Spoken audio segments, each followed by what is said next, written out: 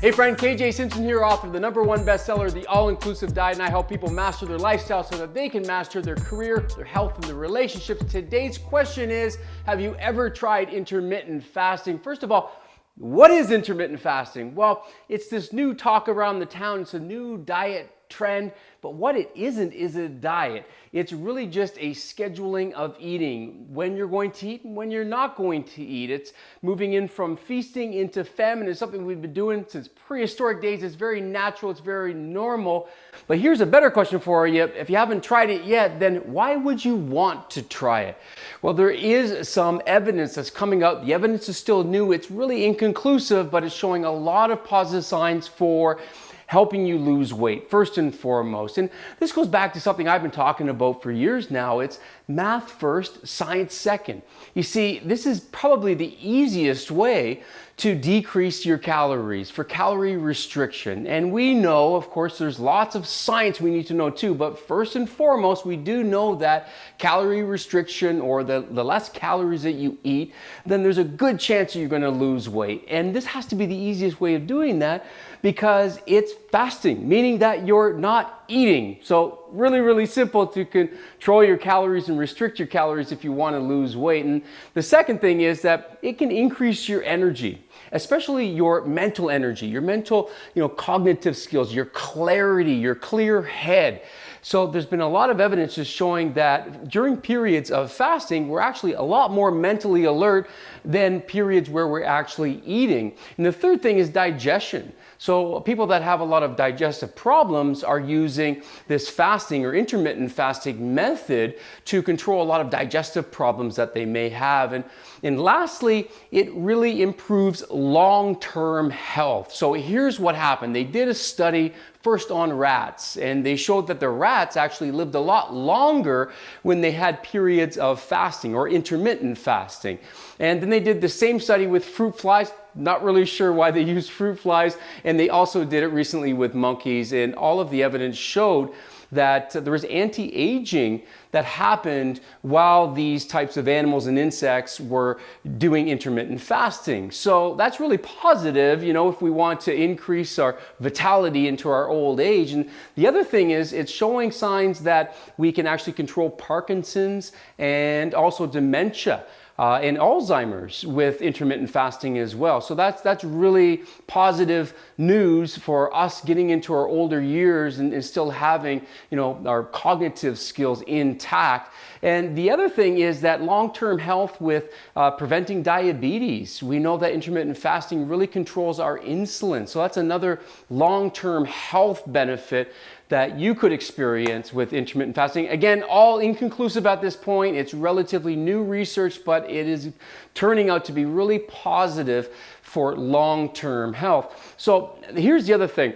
I experienced 7 distinct things when I went through my test period with intermittent fasting. Now, I like to test everything. I'm probably a professional dieter coming back from my bodybuilding days many years ago, where I used extreme dieting techniques. In one case, for one show, I actually lost 50 pounds in 16 weeks. So I'm no stranger to diets and losing weight very, very rapidly. I would consider myself a professional at that, especially now that I'm helping other people do the same thing. Of course, not as radical as I did as a bodybuilder, more sustained weight loss. And that's where maybe intermittent fasting can come in. But just let me tell you about the 7 things that happened to me when I actually tried intermittent fasting for a 14-day period.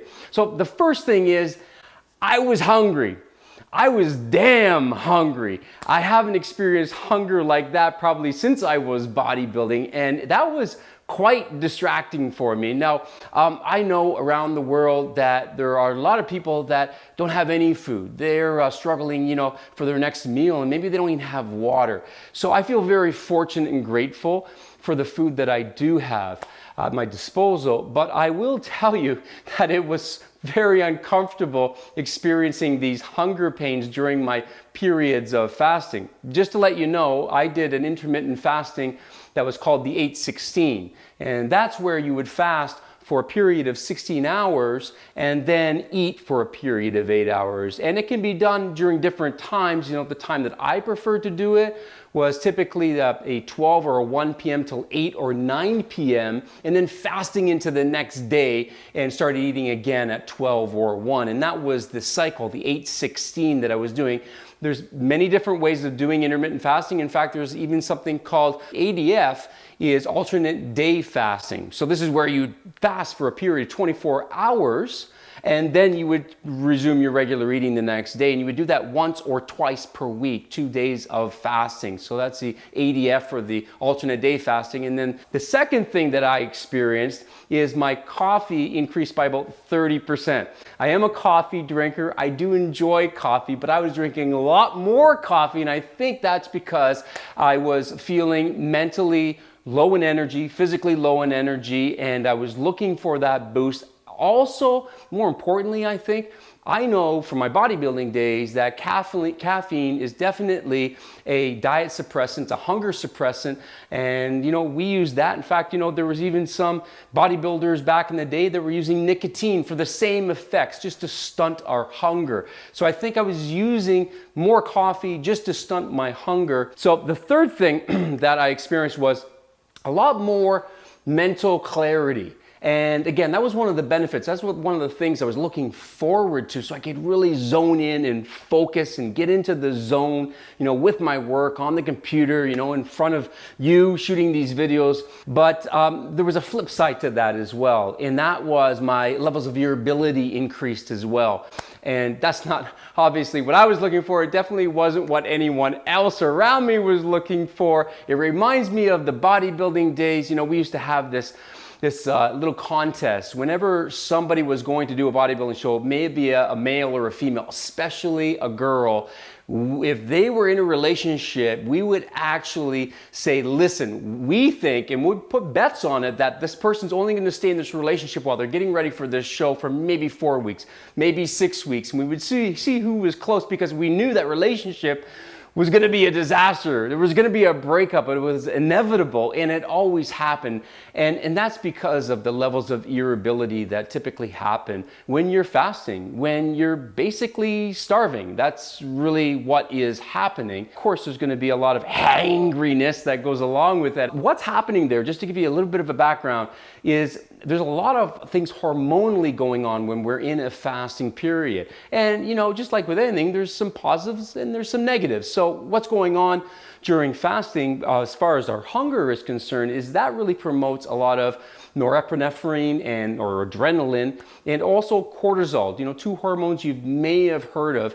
And you know, that's really where the fight-flight response comes from. And that would be pretty obvious, because if we've turned on a starvation switch within our body to a certain degree, then of course our body is going to want to release some hormones that make us very alert and you know, energetic enough to go out and get ourselves some food. So that totally makes sense. It's a normal bodily physiological response that we would expect. And of course, you know, there's some benefit to that. You know, you're going to stay very, very focused at your work, but you might not be as kind to your neighbor. And the fourth thing is that my food consumption decreased by about 25%. So again, going back to that thing, math first, science second, I definitely consumed a lot less calories. And we can assume, if I'm consuming a lot less calories, that, you know, presumably I could lose some weight. Of course, there's going to be some science to that. You know, what are you eating during that 8-hour period? But remember, this is not a diet. You know, IF is just a way of eating, a schedule of eating and fasting. It has nothing to do with the foods. They don't really focus on, you know, what kind of diets. You could be a vegan, you could be on paleo, you could be on keto. There's lots of different diets that you can use, and also put that into a schedule throughout the day in an intermittent fasting type of way. So what ended up happening with me is I just ran out of time to eat my normal, you know, 2,400 calories. Just wasn't possible for me anymore, because, you know, I started eating at 1 o'clock. So by the time, you know, 8 or 9 o'clock, I could only eat maybe 3 or 4 meals a day, whereas I'd normally eat maybe 6 meals per day. So that was great in the sense I was definitely eating a lot less calories.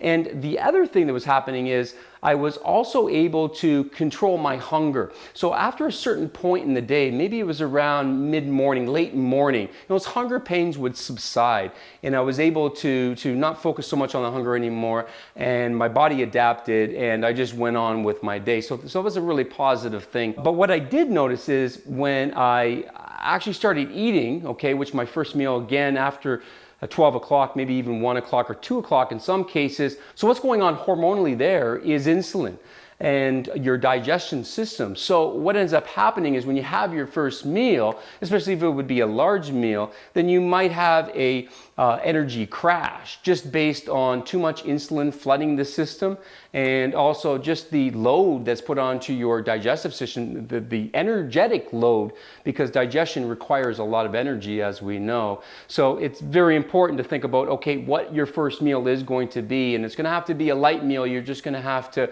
ease into it, much like you would with your regular day. There's not too many people that eat breakfast like a king. Usually it's a light breakfast, and that's typically because there's another hormone that we know very well, which is cortisol, which is very, very high in the morning. That sort of stunts our appetite and gets us off to a slow start. The fifth thing actually was I was very, very thirsty. I've never been so thirsty. And there's reasons for that as well. And again, it's hormonally, because hormones actually balance the electrolytes in our body.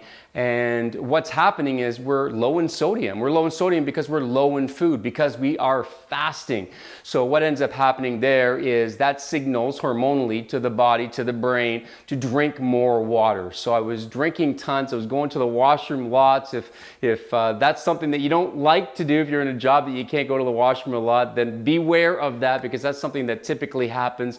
There are some things you can do to work around that. You can have, bone broth, which, is acceptable during the fasting periods. And the last thing that happened to me with the intermittent fasting test that I did over 2 weeks is I gained 2 pounds. That threw me for a bit of a curveball. I didn't see that coming. I really thought that I would lose a couple of pounds over this testing period with intermittent fasting, but that didn't happen.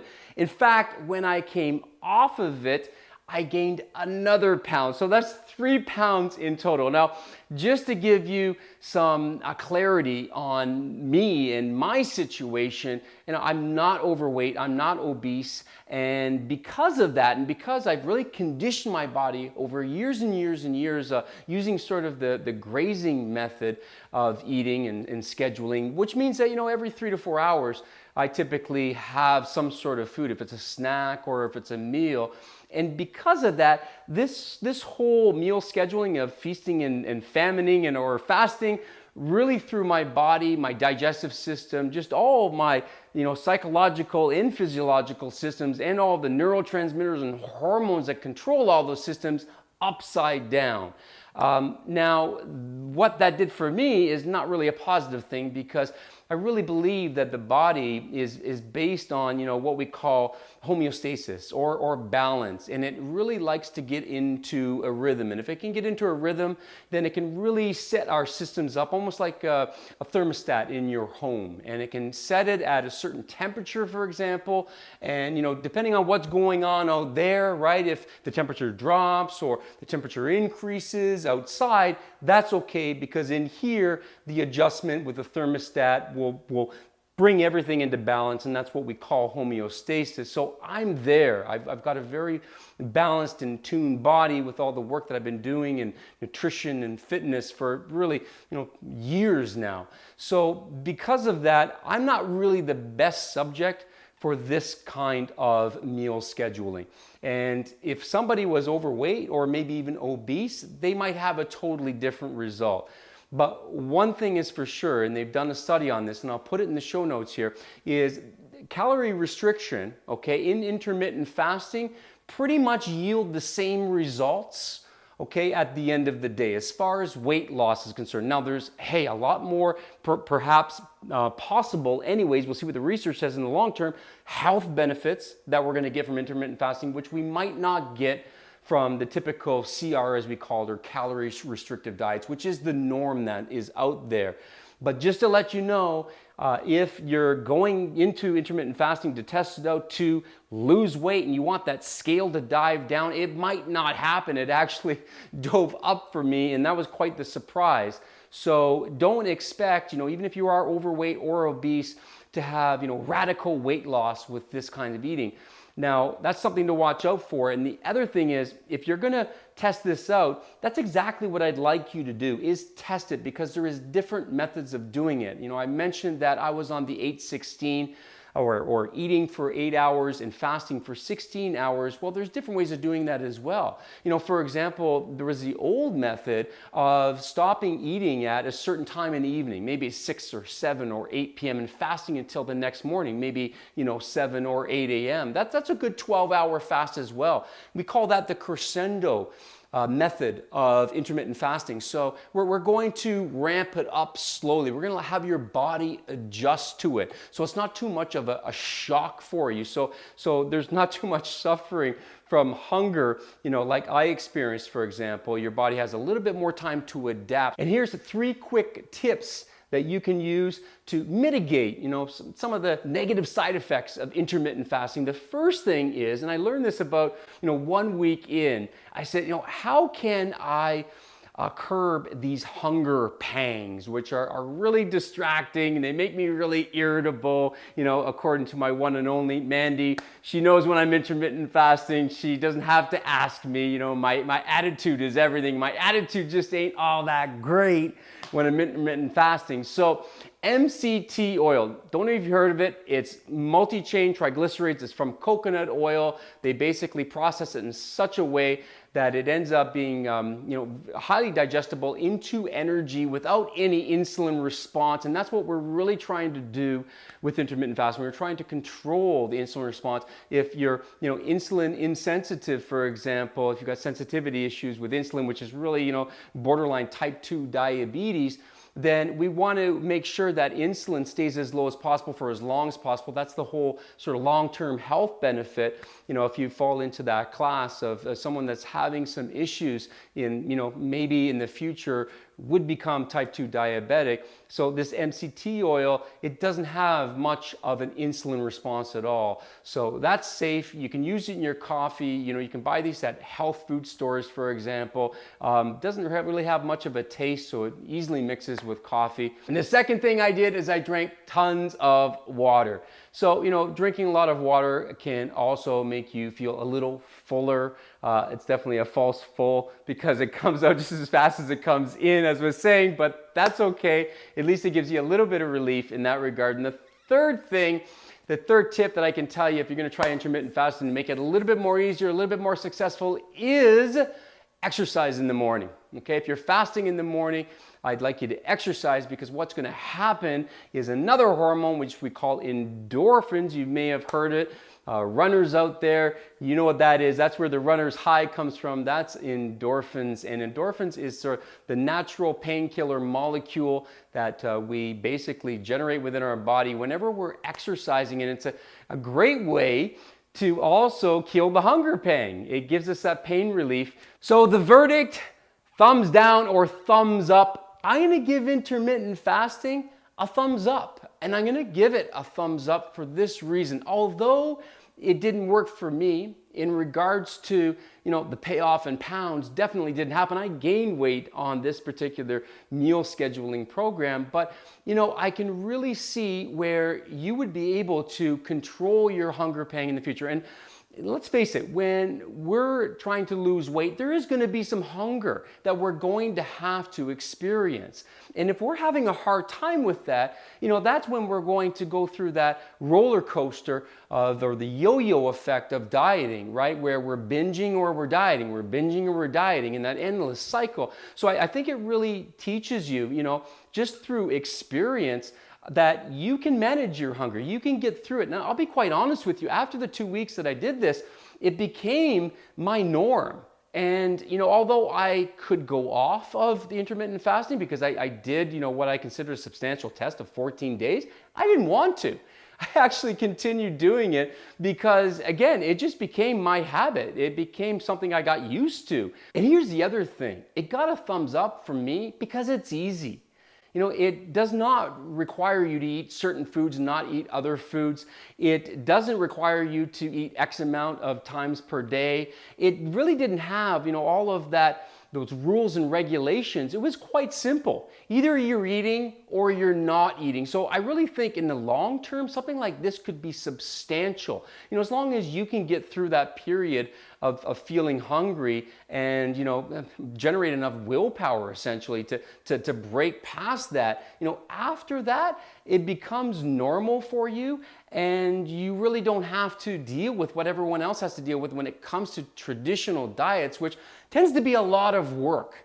I want to help you out some more, so here's what you need to do next. If you'd like a free copy of my book, The All-Inclusive Diet, this is my gift to you. It's got a whole chapter on food. I call it the food fast, but more importantly, it's always more than food and fitness. There are other facets as well. So go ahead and click the link below or above.